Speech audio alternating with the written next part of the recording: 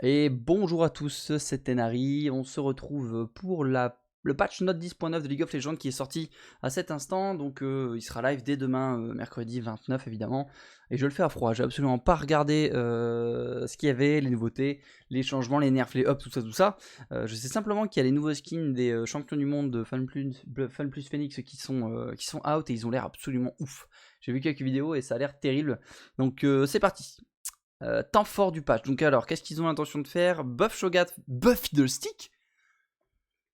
Quoi? Buff Fiddlestick, buff Gnar, Kayn, Lissandra et Queen, d'accord, ils vont nerf Bard, Cartus, Nami, Trundle Wukong, d'accord, donc Trundle Wukong, ok, Nami, pourquoi pas, même si je pense pas qu'elle soit complètement fumée, on va voir un petit peu ce qu'ils ont fait. Fin imminente du segment classé de la faille. Oui, donc là, le premier segment de la saison glacée cédera sa place au deuxième segment du lundi 4 mai. Le lundi 4 mai, si vous obtenez l'icône d'invocateur et les modes exclusifs d'Aphelios, mais aussi l'amélioration d'armure du premier segment, c'est votre dernière chance de gagner un maximum de points de segment. Bref, donc là, à partir du 4 mai, du coup, nouveau segment de League of Legends. Ils ont fait ça déjà depuis un petit bout de temps. Ça change pas énormément en soi, ça change pas grand chose en enquête, simplement que vous allez avoir des récompenses supplémentaires. Alors, champion Bard, qu'est-ce qu'ils font sur Bard? Alors, le Z, donc c'est le heal, qui donne également un buff de move on speed. Vitesse de déplacement, avant il donnait 50% de décroissant, 1,5 secondes, maintenant il donne 20% de vitesse de déplacement en moins. Pardon, c'est énorme. Et le délai de le cooldown est augmenté de 2 secondes. Alors, 20% de vitesse de déplacement, c'est absolument énorme. Pour moi, Bard était pas spécialement OP, mais là, le nerf qu'ils lui font là est vraiment dingue. Délai de récupération de 18 à 14, ça passe de 22 à 16 secondes pour la route, hein, donc son tunnel qui lui permet de s'échapper de pas mal de situations. Et c'est un très gros nerf que reçoit Bard ici. Pourquoi ils font ça? Bard se balade un peu trop au plus haut niveau de la fiche solo, c'est pourquoi nous devons affaiblir sa capacité à changer de voie rapidement afin de réduire son impact au global. Donc apparemment, les top elo en solo queue avaient un petit peu de problème avec ce champion et c'est pour ça qu'ils le nerfent. Donc moi j'en ai rencontré quelques-uns en solo queue, honnêtement, à mon niveau ça fait pas vraiment une très grande différence, donc à mon avis c'est vraiment pour nerf, pour nerf le high elo. Hein.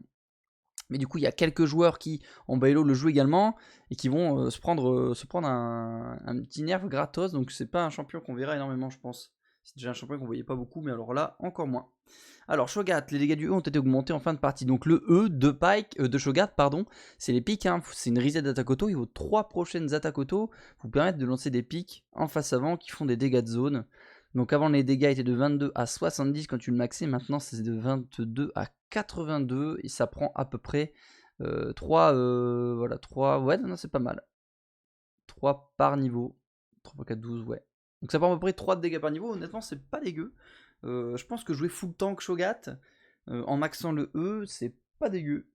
Pas dégueu, parce que c'est des gars qui seront complètement inintéressants en late game, donc ça c'est clairement pour faire un poke à peu près gratos en face de lane, et surtout avoir une belle capacité de push, donc c'est pas un nerf à prendre à la légère, un up à prendre à la légère, c'est un très bon up, hein.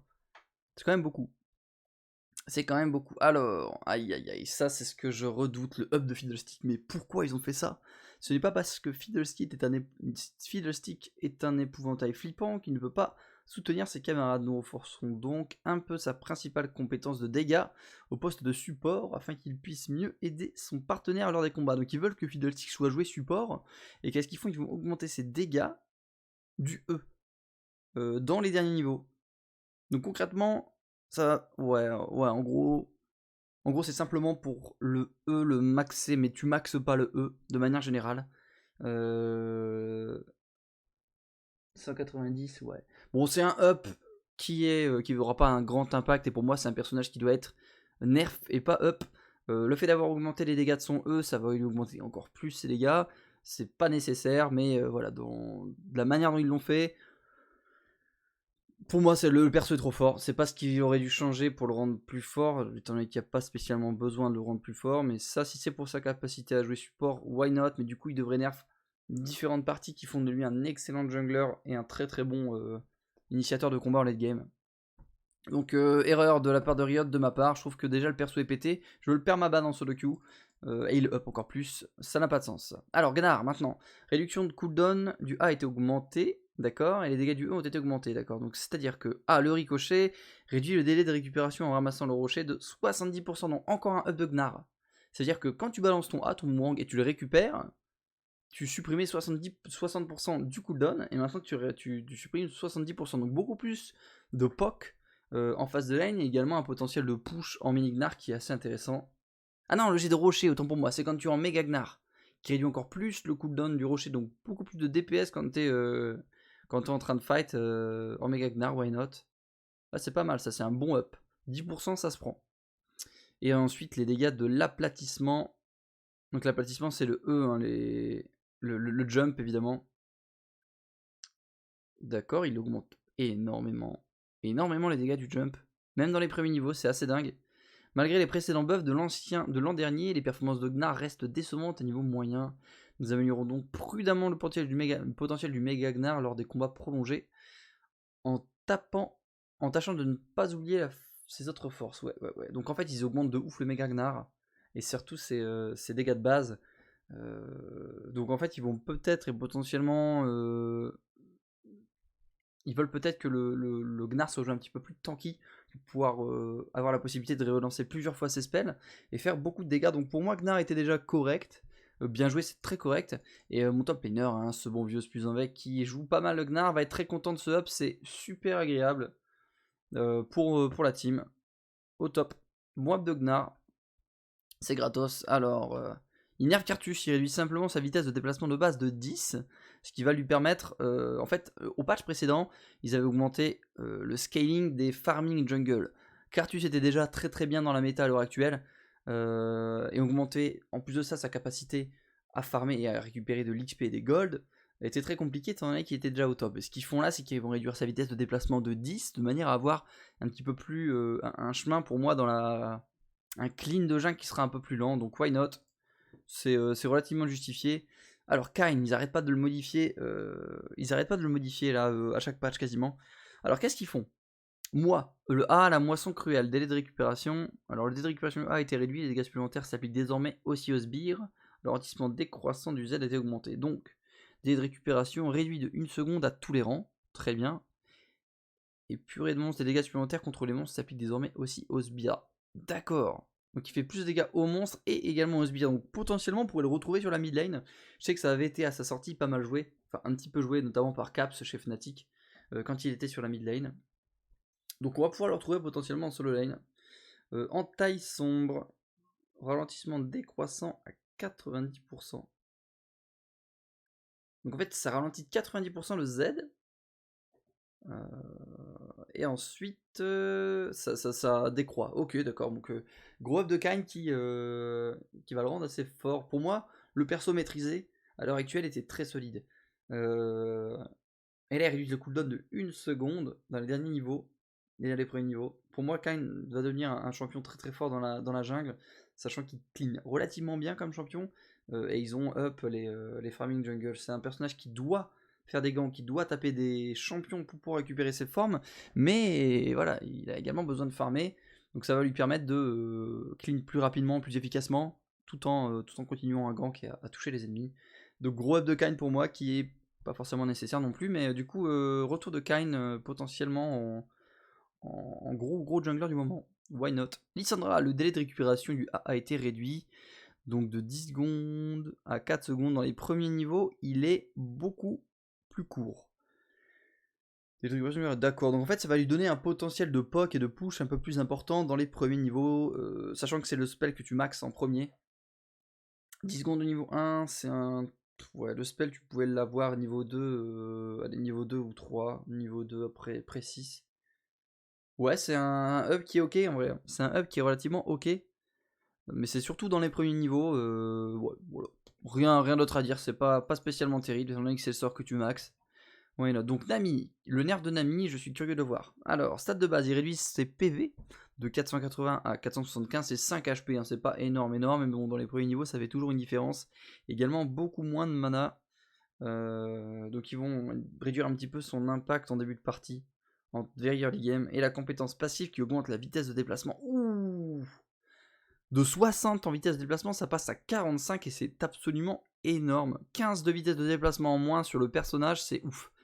C'est complètement ouf, et c'était un petit peu l'utilité du personnage, hein, le pouvoir d'avoir la possibilité de donner de la vitesse de déplacement à ses alliés grâce à ses compétences.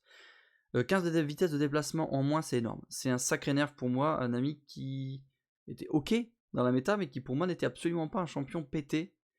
Aïe aïe aïe. Aïe aïe aïe, mon gros nerf de Nami. 45, c'est énorme. C'est énorme. Ça fait mal à Nami, hein, personnellement. Je trouve pas que ce soit un champion qui en avait besoin, mais bon, c'est pas à moi de le choisir. Alors Queen, la durée de l'effet de vue et Tracy A a été augmentée. Ouh, alors ça c'était déjà assez tiltant. Quand Queen te saute dessus et qu'elle te pose le A va te rendre blind pendant un petit bout de temps. Tu vas rien voir autour. 1,5 secondes et il augmente de 0,25 secondes. C'est pas énorme, mais jouer attack speed, ça va lui laisser le temps de mettre quand même quelques autos. Et ouais, c'était déjà un spell qui était difficilement contrable. Alors là, ça va être encore pire. Donc petit up de Queen qui va permettre potentiellement à la top lane d'être un peu plus efficace, je dirais, sur des match-up range mêlée. Why not? Alors, délai de récupération de l'ulti de Trundle a été augmenté. De 100 secondes, passe à 120 secondes dans les premiers niveaux et 80 secondes dans les late game. C'était 1 minute en late game, c'était très court avec un petit peu de cooldown, ça pouvait descendre énormément. D'accord, donc pour moi c'est un nerf de Trundle qui était mérité. Je me rappelle de la finale Fnatic contre Gamers 2 où il y a un fight qui se passe au mid et c'est un Trundle jungle. Trundle, je sais plus qui c'est, Zach je crois, qui se fait un petit peu bait, il faut bait l'ulti de Trundle et en fait derrière ça ils enchaînent très rapidement pour faire un teamfight et le Trundle devient complètement inutile sans ultimate. Donc en fait ça va forcer les joueurs de Trundle à utiliser leur ultimate dans des bonnes conditions et être certain de l'utiliser pour être utile parce que quand t'as pas d'ulti avec Trundle en teamfight c'est compliqué. Ok, donc nerf mérité, c'est un champion qui était pour moi très fort, donc c'est très bon. Alors Wukong qui est extrêmement puissant en ce moment, extrêmement tanky avec très peu de tankiness, donc why not, il réduit sa stat de base d'armure de 3, c'est très très bien. Un très très bon nerf ici. Les dégâts, c'était de 30 à 130, donc c'était des dégâts supplémentaires sur la prochaine attaque auto, qui réduisent de 20 à 120, pardon, donc ils vont réduire de 10 dégâts par niveau, why not, hein, c'est toujours ça de prix. Et les dégâts du clone sont réduits également, c'est une bonne nouvelle, de 35 à 55%. Alors je sais pas trop, je connais pas énormément le nouveau Wukong. Est-ce que tu maxes le Z, est-ce que tu maxes le E, le A, je sais pas du tout ce que tu maxes en ce moment avec Wukong, mais en fait ça c'est un petit peu à la manière de Illaoi. Quand elle vole, elle prend le double de quelqu'un, tous les dégâts qu'on fait au double sont retranscrits directement à la cible, au focus, et là c'est à peu près le même principe au niveau du clone. Avec un petit peu d'attaque speed, du coup en mettant 3-4 attaques auto, c'était assez ingérable, ça faisait beaucoup de dégâts, donc un petit nerf qui, on crache pas dessus quoi. C'était mérité, et ça fait du bien. Alors les objets, modifications, up un petit peu l'épée sanglante, donc elle donne un peu plus d'AD, 55 d'AD, et elle coûte moins cher, donc ils avaient nerf l'épée sanglante qui était complètement fumée, et absolument pété, là absolument plus personne la prenait, je l'ai pas vu dans Megan pendant un petit bout de temps, et c'est pour moi un item qui est purement speed push et 1v1. À partir du moment où tu commences à avoir du monde autour, l'item perd complètement de sa value et devient complètement pourri. J'ai vu notamment une Miss Fortune jouer avec cette daube. En teamfight, elle servait à rien, quoi. Absolument à rien, c'était stupide. Du coup, ils up un petit peu sa capacité pour le speed push, et je pense notamment à des trains amers et ce genre de conneries, et potentiellement aussi la fameuse Kalista Top, qui bénéficie énormément d'épées sanglantes. Ok, pourquoi pas. C'est un up qui était mérité étant donné qu'ils se sont pris très très cher dernièrement. Alors, équilibrage en ARAM, qu'est-ce qui se passe? Il y a un buff, qu'est-ce qu'ils vont faire? Ils buffent Nocturne en ARAM, il va permettre d'augmenter des dégâts supplémentaires et de subir moins de dégâts. Ok, et Z, il fait tout autant de dégâts mais il subit moins de dégâts. Ok, et les nerfs, qu'est-ce qu'il nerf? Il nerf Galio, il subit plus de dégâts. Il nerf Urgo, il fait moins de dégâts. Et il nerf Xixao qui fait maintenant, il fait autant de dégâts. D'accord, en fait c'est un petit équilibrage de la rame. Comme on fait pas mal d'ARAM en ce moment, on regarde un petit peu ce qui se trame, mais bon, rien d'intéressant. Rien d'intéressant. Retour du bazar des essences. Le bazar des essences revient du 30 avril au 13 mai. Dépensez vos essences bleues pour vous procurer des icônes, des chromas et des skins exclusifs. Nice. Alors là, on va pouvoir dépenser toutes nos essences bleues pour ceux qui en ont un mont de ouf, comme moi, pour pouvoir acheter des skins, des chromas et des icônes. Alors là, je vais pouvoir claquer mon bif, ça me fait super plaisir. Très bien, correction de bug, amélioration, ça ne m'intéresse pas. Et les fameux skins FPX. Contrairement, et j'arrête pas de le répéter, aux skins de Samsung Galaxy Blue qui est absolument hideux, ils sont tous moches. Là, les skins FPX, je suis pas spécialement fan de l'équipe, mais ils sont trop stylés, quoi. Ils sont tous trop stylés. Leur back et tout, ils sont tous trop beaux. Le Malphite, magnifique, quoi. Le Malphite est trop beau. La Vayne également trop belle. Tous les persos sont ultra stylés. Tous les persos sont ultra stylés. Du coup, il n'y a aucun perso que je joue, mais je les trouve super beaux. Et ils ont également un petit chroma avec, nice. Pour moi, du coup, vu que le patch note est un peu terminé, trop rien à dire. Très bon nerf de Wukong, nerf ok de Trundle, nerf Nami pour moi qui est absolument pas mérité. Lissandra, trop rien à dire. Le petit up de Khan qui va le mettre bien, qui était déjà ok, mais qui pour moi elle va le mettre un petit peu au top. Pour les gens qui aiment bien jouer Khan dans la jungle, je pense que c'est le moment de l'abuse. Nerf de Cartus mérité, le petit up de Gnar qui est ok, mérité, et je suis curieux de voir un petit peu ce que ça va donner. Le up de Fiddlestick qui est complètement indécent, c'est pas énorme, hein, mais il a pas besoin de ça, quoi. Il a clairement pas besoin de ça. Up de Shogat, ok, avec une meilleure tenue de lane et une push relativement correcte. Et le big nerf de Bard qui va prendre la saucée. Bah écoutez, voilà pour le patch note 10.9. N'hésitez pas à me dire ce que vous avez pensé de ce patch dans la description. Si vous avez besoin d'informations complémentaires par rapport à ce que je pense, par rapport le fait que ça vient nerf certains champions, il y a d'autres champions qui peuvent potentiellement revenir. N'hésitez pas à me donner des nouvelles par rapport à ça en live. Je suis en ce moment en live tous les jours de 9h30 à midi et de 14h à 19h. Donc n'hésitez pas à passer. Si vous avez aimé, n'hésitez pas à mettre un petit pouce et puis mettez un petit commentaire si vous avez quelque chose à dire. Merci beaucoup, passez une bonne soirée et bye bye.